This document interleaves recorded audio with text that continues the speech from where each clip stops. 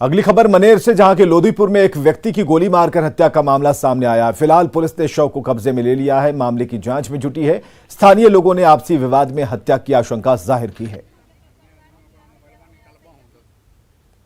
सुबह में तकरीबन 7:30 बजे हमारे पास फ़ोन गया, लोदीपुर के लोग फ़ोन किए तो हम थाना प्रभारी सर को फ़ोन किए, वो बोले आ रहे हैं।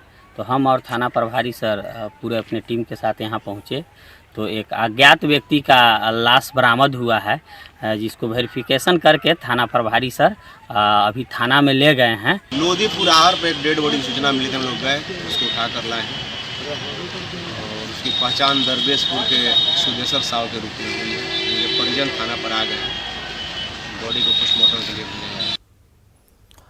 और खगड़िया से बड़ी खबर है, रंगदारी नहीं मिलने पर मारपीट की गई है। दबंग छात्रों पर रंगदारी मांगने का आरोप है। रंगदारी नहीं देने पर छात्रों से ही मारपीट की गई। ये बड़ी खबर खगड़िया से, चित्रगुप्त नगर इलाके में ये मारपीट की घटना घटी है। 5 लोगों पर मारपीट का मामला दर्ज कराया गया और देखिए किस तरीके से दबंग छात्रों पर जो रंगदारी की बात कही जा रही है, बेल्ट से पिटाई की जा रही है रंगदारी के एवज में। और इस तरीके से 20 सड़क पर चित्रगुप्त थाना इलाके में यह घटना घटी है।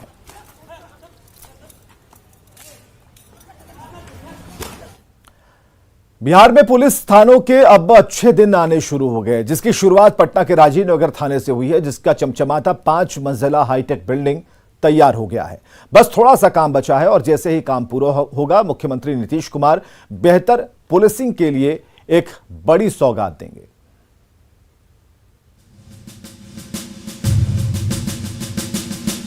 बिहार में पुलिस थानों की जब भी बात आती है तो जेहन में जर्जर भवन, बरसात में छत से टपकता पानी, जहां न खाने की व्यवस्था, न सोने के लिए कमरे का ठिकाना और सड़ रही गाड़ियों से भरा परिसर जैसी तस्वीरें ही घूमने लगती हैं। लेकिन जर्जर और सुविधाओं से वंचित थानों की तस्वीर पूरी तरह से बदलने वाली है। यकीन नहीं आ रहा है तो पटना में बन रहे राजीव नगर थाने के नए भवन को देख लीजिए। हमारे पीछे ये जो बहुमंजिला इमारत आप देख रहे हैं, भवन देख रहे हैं, ये राजीव नगर थाने का नया भवन है और इस भवन में जल्द जो बदहाल राजीव नगर थाना है वो शिफ्ट होगा और उसके बाद थाने का संचालन राजीव नगर थाने का इसी आलीशान भवन से शुरू होगा, बहाल होगा। और जो पुलिसकर्मी लंबे समय से जर्जर थाना में ड्यूटी कर रहे थे, उन्हें इस आलीशान भवन में थानेदारी करने का, पुलिसिंग करने का मौका मिलेगा। अब जरा मौजूदा राजीव नगर थाना का भी हाल जान लीजिए, जहां काम करने वाले पुलिसकर्मियों का दर्द नीतीश सरकार ने समझा और थानों की तस्वीर बदलने का फैसला किया। राजीव नगर थाने की गिनती बदहाल थानों में होती थी, लेकिन अब जल्द इस थाने की जो है सीरत बदलने वाली है। फिलहाल ये थाना देख सकते हैं कि किस तरह से बदहाल स्थिति में चल रही है। बरसों से यह थाना इसी तरह से बदहाल हालात में चल रहे थे। इस थाने में ड्यूटी करने वाले पुलिसकर्मी जो है वो मानते थे कि वो किसी काला पानी की सजा भुगत रहे हैं। बिहार में अब तक के सबसे हाईटेक और आलीशान 5 मंजिला नए भवन में शिफ्ट होने जा रहे राजीव नगर थाना भवन का निर्माण करीब 11 करोड़ की लागत से हो रहा है। राज्य का ये एकमात्र पहला थाना भवन है जहां तैनात सभी पुलिसकर्मियों को अपने परिवार के साथ रखने की सुविधा होगी।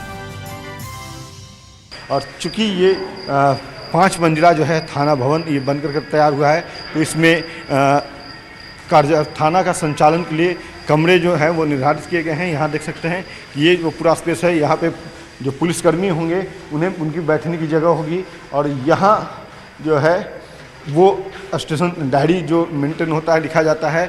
FIR जो लॉज होती है उसके लिए अलग से डेस्क होगा। उसके अलावा बाकी जो पुलिसकर्मी होंगे ड्यूटी ऑन ड्यूटी, उनको बैठने की ये जगह जो है वो निर्धारित की गई है। यह एकमात्र ऐसा थाना होगा जहाँ पे जो पुलिसकर्मी चाहे कांस्टेबल हों या SHO, सभी की फैमिली के रहने की व्यवस्था होगी। कोई बिना परिवार यहाँ नहीं रहेगा, सबको परिवार को रखने का यहाँ पे व्यवस्था भी दिया जाएगा। और उसके साथ ही जो थाने का संचालन है वो यहाँ से होगा। ये देखिए, ये CCTV कंट्रोल रूम यहाँ पे बनाया जाएगा। जैसा कि जानकारी मिली है कि यहाँ पे CCTV कंट्रोल रूम होगा और SHO जो हैं वो यहाँ पे बैठेंगे। इस कमरे में जो है वो SHO बैठेंगे, थाने स्टेशन ऑफिसर जिसे कहते हैं वो यहाँ पे बैठेंगे। और दोनों तरफ से ये सीढ़ी दिया गया है कि अगर कभी फायर सेफ्टी की ज़रूरत पड़ती है या फायर आगजनी की घटना होती है तो लोग आसानी से निकल सके, तो ये व्यवस्था है। और ये बैरक होगा यहाँ पे जो है हवालात जिसे कहते हैं वो यहाँ पे होगा, और यहाँ पे जो है बंदी उन्हें रखा जाएगा। ये रिकॉर्ड रूम होगा जहाँ पे सभी रिकॉर्ड जो है पुलिस की वो रखी जाएगी। तो कहा यह जा रहा है कि इस थाने का निर्माण जो है होने के बाद इसके साथ साथ अन्य कई थाने हैं जिसका निर्माण कार्य चल रहा है। जब पूरी हो जाएगी तो खुद मुख्यमंत्री नीतीश कुमार जो है अपने हाथों से इन थाना भवनों का, आलिशान थाना भवनों का, हाईटेक थाना भवनों का जो है वो उद्घाटन करेंगे। कैमरा पर्सन अजय दुबे के साथ अमित कुमार, न्यूज़ 18 पटना। अगली खबर है पूर्णिया से, जहां के धमदाहा प्रखंड स्थित रंगपुरा दक्षिण मध्य विद्यालय में पदभार को लेकर वर्तमान प्रधानाध्यापक और नए प्रधानाध्यापक के बीच बहस हो गई। दोनों के बीच हुई बहस का वीडियो भी वायरल है। सोशल मीडिया पर वायरल हो रहे वीडियो में दोनों विद्यालय के प्रभार को लेकर लड़ते दिखाई दे रहे हैं। और वायरल वीडियो में नए प्रधानाध्यापक विजय कुमार और वर्तमान प्रधानाध्यापक अर्चना कुमारी के बीच जमकर बहस हो रही है। खबर के मुताबिक शिक्षा विभाग की तरफ से नियुक्त किए गए विजय कुमार स्कूल के प्रिंसिपल का पदभार लेने विद्यालय पहुंचे। वहां पहले से पदभार संभाल रही अर्चना कुमारी ने उन्हें पदभार देने से मना कर दिया और 1 महीने बाद पदभार देने की बात कही, जिसे लेकर दोनों के बीच कहासुनी होने लगी।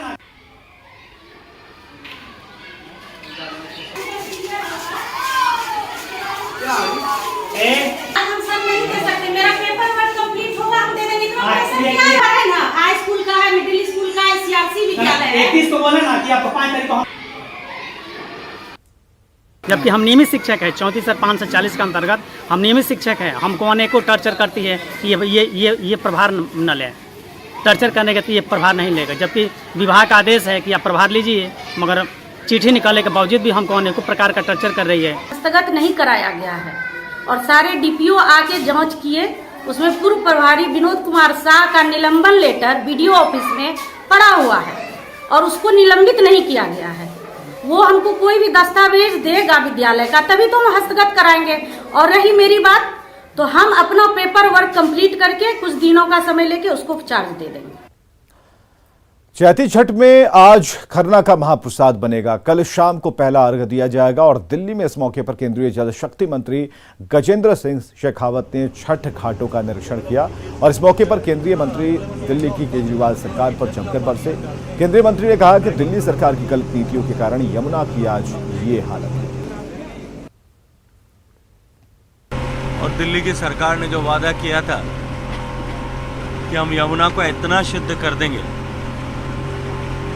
कि लोग इसमें डुबकी लगा सकेंगे और नया जो है थेम्स नदी के जैसी साफ हो जाएगी, लेकिन दुर्भाग्य से दिल्ली की सरकार अपने वादे को पूरा करने अन्य वादों की तरह ही उसमें भी फेल हुई।